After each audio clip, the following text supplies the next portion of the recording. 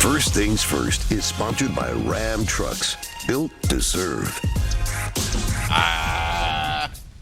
Hey, guess what? It's Tuesday. I told you that about a second ago. Hi, everyone. Welcome to First Things First. I love Tuesdays. I'm excited. Nick Wright, Chris Broussard, Kevin Wilds. We have a fantastic show for you today, such as James Harden. Has he hit a little bit of adversity in Philadelphia? Tom Brady, still unretired. And LeBron James, big frustrated in Los Angeles. That's where we start this morning. Raptors, Lakers. Last week, we asked if the Lakers had hit rock bottom. Not realizing, guys, there was apparently more room to fall. Last night, LeBron frustrated with all of it. All of it. He let everybody know. He let his teammates, the fans, the ball, anything that was in his way, LeBron frustrated.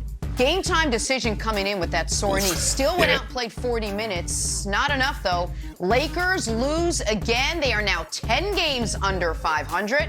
Afterwards, LeBron left without even talking to the media. Nick, I'll start with you. What'd you make of LeBron's frustration last night? Okay, so we can go through this video in order. We'll get to this play last, actually. The second one where he throws the ball off, I think it's Scotty Barnes, that's a good play. Chris Broussard made that play all the time in college. I watched the tapes. You're falling out of bounds. You see a guy, you throw blammo, you throw it at him like Kevin Wilds would say. That's a good play. The next one, where LeBron does end up pushing Gary Trent down with a minute left, you see on the replay, he pushes him down because Gary Trent is grabbing his shorts and pulling LeBron. LeBron's just stronger. I think the most interesting one is the first one. The first one where he slams the ball down 3 consecutive times out of just like, as I've said before, every decision of my entire life has led me to this very moment right here today. And I think LeBron looked around the court and said, you got to be kidding me. I'm in year 19. I'm averaging 30 a game. We're 10 under 500. And I am sharing the court on the play where he slams the ball down. He looks around. He's like, okay, Malik Monk, that's fine. And then it's like, is that Winland Gabriel? Is that fellow Clutch client, but young, Talon Horton Tucker? And is that the guy Nick Wright begged the Lakers to sign because he's an idiot evidently too, Wayne Ellington? This is our 5? This is the 5-player lineup I'm out here with? Me, Malik Monk, Winyan Gabriel, Talon Horton Tucker, and Wayne Ellington. Okay. I don't know what you want from me, guys. I'll score the 30. I'll play the 40 minutes, Brew. I'll do what I can. But you got to be kidding me that in the year of our Lord 2022, this is my team. And so, I think he's frustrated. And you're not supposed to skip out on the media. LeBron's done so much media, and, he shows up to 95% of the media avails. I'm not going to kill him for that, but he should show up to 100% of them. I get it.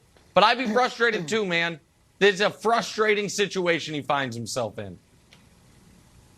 Yeah, look, I agree with Nick. I see competitiveness before I see frustration. Sure, there's frustration too.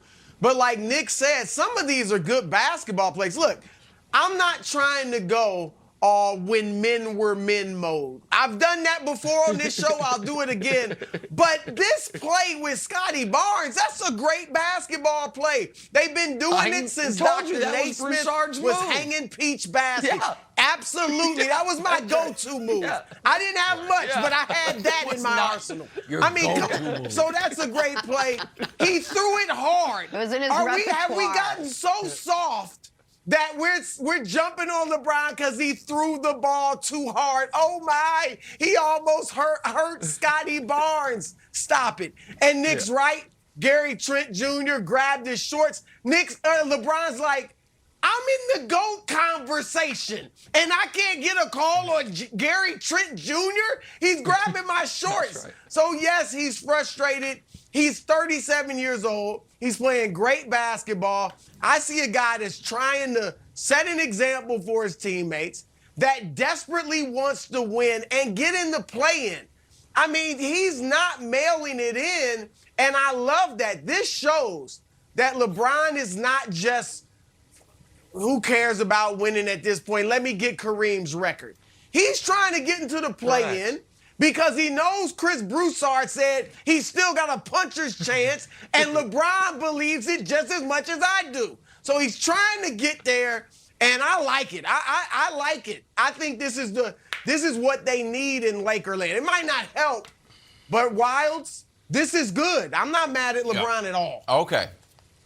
All right, Broussard, you have copywritten the puncher's chance Lakers, and I was with you. And then I threw in the towel once I saw Nick was off of the Lakers. So I've been back and forth. But there was one quote from Mr. Kevin Garnett. He sat down with Kendrick Perkins, and I said, you know what? I might be back to puncher's chance. Take a listen.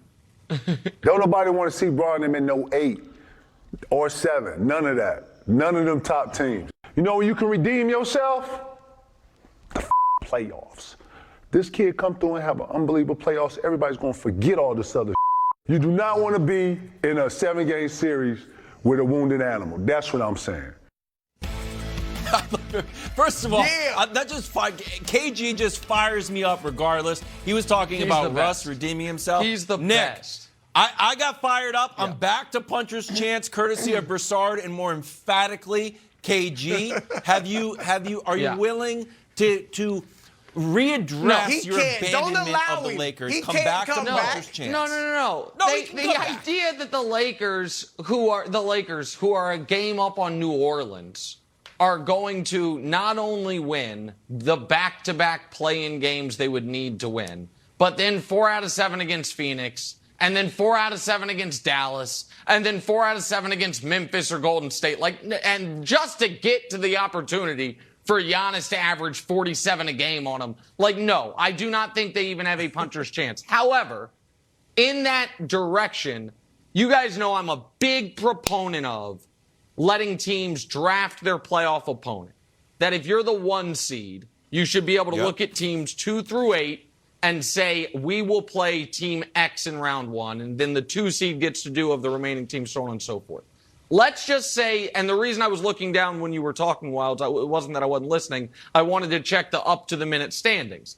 Let's say the Lakers win their 2 play-in games, and that they're the 8, Minnesota's the 7, Denver's the 6, Dallas is the 5.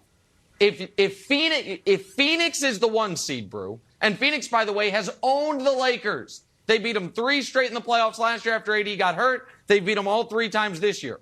If Phoenix is the 1 seed, do you think there's any chance at all they would be drafting the Lakers if that were the format? Or they say, Karl Anthony Towns, I know you just scored 60. Come on down. And then let's say Golden State's the 2. Do you think they're like, oh, yeah, give us you left the 8 seed, we'll take them? Or do they say, Nikola Jokic and your 1.5 MVPs you'll have at that point in time, come on down. So I don't think that the Lakers have a shot, but I also think KG's right that nobody's going to be thrilled about playing them if they end up making the real playoffs. Do those 2 concepts make sense in your mind? Well, it sounds like you said they have a puncher's chance, but your take integrity is keeping you from saying that. Really. Right. And I'm with you. Look, I'm not going to pick them. If they meet Phoenix in the first round, I'm not picking them. I'm just saying there's a shot. And I do think, Nick, LeBron, he knows the regular season is lost. So at this point, I think what you saw last night is him let's just get in the play-in. I think he really believes, look, I'm playing great. If AD is back healthy, then let's just take our chances. Let's see what we can do. Let's get there and take our shot. And I think that was some of that frustration coming out last night. And AD, they quoted him on the telecast last night, AD saying Phoenix knows, I'm paraphrasing, but they got away with one last year, right? Because the Lakers were up 2-1 when AD got hurt in game 4 of that series. And then the rest is history. Of course, Chris Paul was battling injury too. But AD seems to feel too hey, if I get healthy, puncher's chance. So you can't have too much confidence in the Lakers. But 2 top 10 players, not many people have that. You got to give them a shot at the very least. All right, well, right now there's still 10 games under 500. So it's Long way to go. We'll stay out west, talk some Warriors now. Are we buying Draymond's title?